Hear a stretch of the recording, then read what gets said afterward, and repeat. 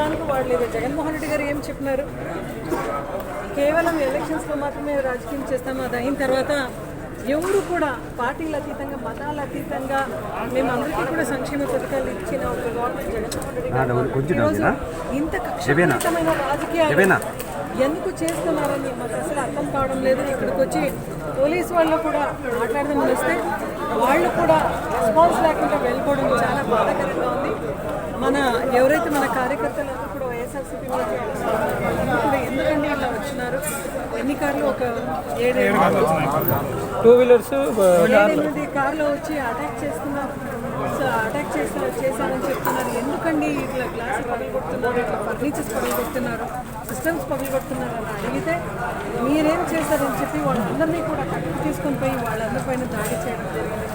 నిజంగా చాలా బాధాకరంగా ఉంది. చాలా అంటే చాలా బాధాకరంగా ఉంది. ఎలక్షన్స్ కానీ చూస్తాం. ఈరోజు ఇంత కక్షపూరితమైన చర్యలు ఎందుకు, ఇంత కక్షపూరితమైన సాధింపులు ఎందుకు? ఇందుకూరు నియోజకవర్గంలో ఉన్న బాలకృష్ణ గారు దయచేసి దీనిపైన మీరు ఖచ్చితంగా స్పందించాలి.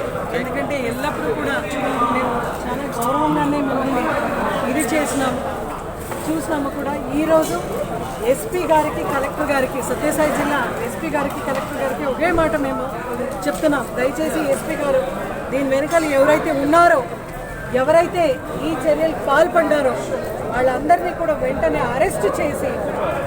అరెస్టు చేస్తూ ఏదైతే నష్టం ఇక్కడ కలిగించిందో దాన్ని కూడా పరిహారం చెల్లించే విధంగా చేస్తూ ఖచ్చితంగా న్యాయం చేయాలి. ఎందుకంటే చాలామంది పైన అటాక్ కూడా జరిగింది.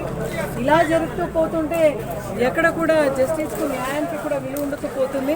మళ్ళా నిజంగా ఇప్పుడు గవర్నమెంట్ ఉందా లేదా అనే ఒక ప్రశ్న అయితే ఉద్భవిస్తూ ఉంది.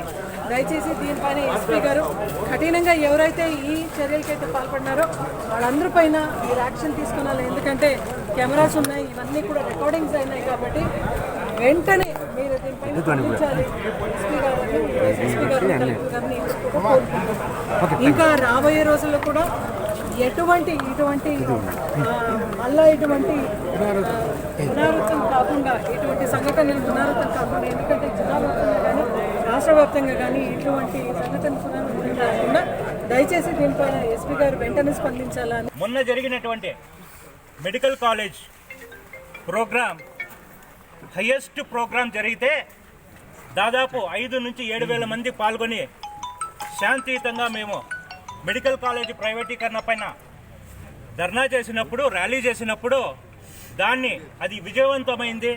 ఆ విజయవంతాన్ని ఓర్చుకోకుండా, ఆ ఓర్చుకోలేని తనంతోనే ఈరోజు స్వయాన బాలకృష్ణ ఎమ్మెల్యే హిందూపురానికి అడుగుపెట్టి అతను ఎక్కడో కొడికొండ రిసార్ట్లో కూర్చొని అక్కడి నుంచి వాళ్ళ మనుషుల్ని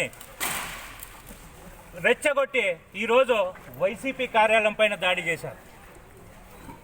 ఈరోజు మా కార్యాలయం పైన దాడి చేయించవచ్చు. మీరు బాలకృష్ణ గారు ఒకటే చెప్తున్నా, చేతనైతే రాజకీయం చేయండి, ఇలాంటి రాజకీయాలు మాత్రం చేయొద్దండి. మిమ్మల్ని 3 సార్లు హిందూపూర్ ప్రజలు గెలిపించింది ఇందుకోసం కాదు.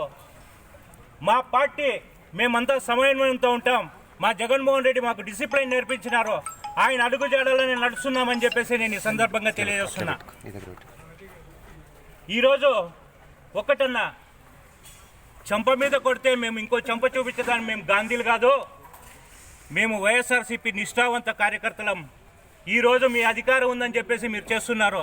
నేను ఒక్కటే చెప్తున్నా, మా జగన్మోహన్ రెడ్డి గారు మళ్ళీ సీఎం అయిన వెంటనే 2.0లో ఎలా ఉంటుందో మీ ఊహకే వదిలేస్తున్నా అని చెప్పేసి సందర్భంగా తెలియజేస్తున్నాను.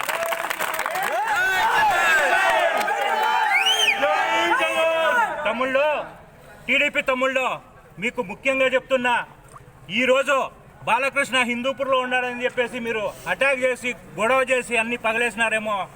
రేపు ఓడిపోతే మీ బాలకృష్ణ ఇక్కడ ఉండడో, మీ పరిస్థితి ఏంటో అని చెప్పేసి తెలియజేసుకోండి అని చెప్పేసి నేను ఈ సందర్భంగా తెలియజేస్తున్నా.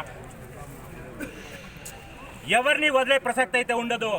మీరు ఇంకా మాకుంది, అధికారం ఉంది, మేమేమైనా చేయగలం అంటే ఒక పని చేయండి, మీరు మమ్మల్ని అందరినీ చంపేసి వైఎస్ఆర్సీపీ కార్యకర్తలని, లీడర్లందరినీ చంపేసి రాజకీయం చేసుకోండి అని చెప్పేసి సందర్భంగా తెలియజేస్తున్నా.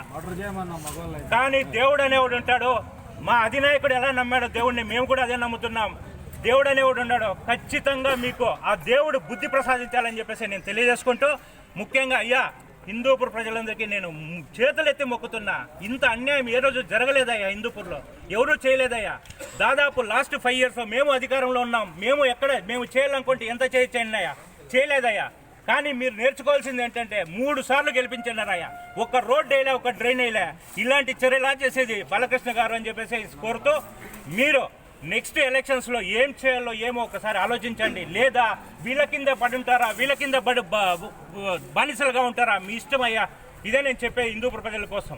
థ్యాంక్ యూ అన్న.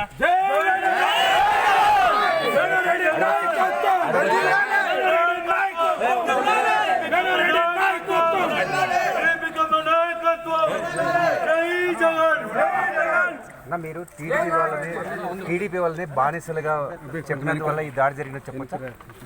మేము ఎక్కడ బానిస అంటే మీరు లేపాక్షిలో అంబేద్కర్ ఫోటో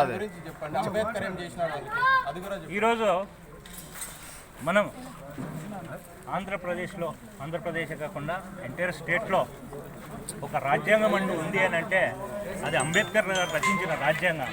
దాన్ని పాటిస్తూ మనము ఈరోజు సుఖశాంతులతో బతుకుతున్నాం. ప్రపంచంలో ఎక్కడా లేని శాంతి మన భారతదేశంలో ఉంటుంది. అలాంటి అంబేద్కర్ అతని ఫోటో కూడా పగిలేసి గౌరవం ఇవ్వకుండా ఏమి ఇవ్వకుండా అతను కూడా పగిలేసిపోయినారంటే మీకు దళితులంటే ఎంత చులకన అనేది సందర్భంగా నేను అడుగుతున్నా.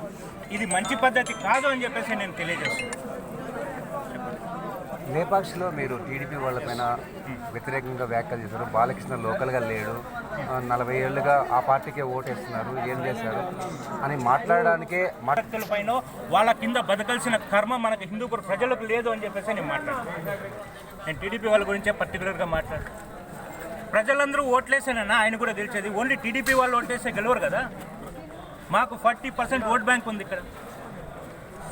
వాళ్ళ నాయకుడి పైన మీరు చేసిన వ్యాఖ్యలకి వాళ్ళ కోపం వచ్చినట్టుగా. ఇప్పుడు ఆయన తల్లి లాంటి అసెంబ్లీలో కూర్చొనేసే సైకోగాడు వాడు ఈడు అని మన జగన్మోహన్ రెడ్డిని మాట్లాడినప్పుడు తప్పు లేకున్నప్పుడు ఈరోజు మేము మాట్లాడితే తప్పు ఎలా అవుతుంది? ఆయన నేర్పించాడు. నేనేం అతను సైకో అనలే, ఇంకొకటి అనలే, లేదే. నేనేమన్నా అతని పేరు కూడా చెప్పలేదే. నేనేమన్నా ఎవరో బయట వ్యక్తుల కింద వాళ్ళకి వీళ్ళకి వానికి ఈయనకి ఓట్లేసి గెలిపించి ఎందుకు మీరు బానిస బతుకులు బతుకుతున్నారు అని చెప్పేసి నేను మాట్లాడినా. నేను టీడీపీ వాళ్ళు పర్టికులర్గా టీడీపీ గురించి మాట్లాడలేదే. ఇది చూడండి, ఇందులో టౌన్ ప్రెసిడెంట్ ఎవరో వెంకటేష్ అంట, ఇంకొక అతను ఎవరో చింటూ అంట, లేపాక్షి అభిన్ అంట.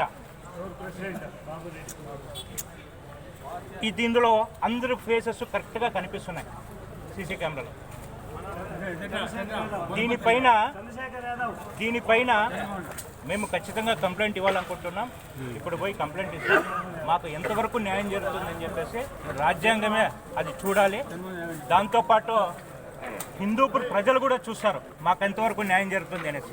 దీనిపైన ఖచ్చితంగా మీరు యాక్షన్ తీసుకునేసి మాకు న్యాయం చేయండి అని చెప్పేసి మీ పత్రికా సమావేశం సందర్భంగా నేను అడుగుతున్నాను.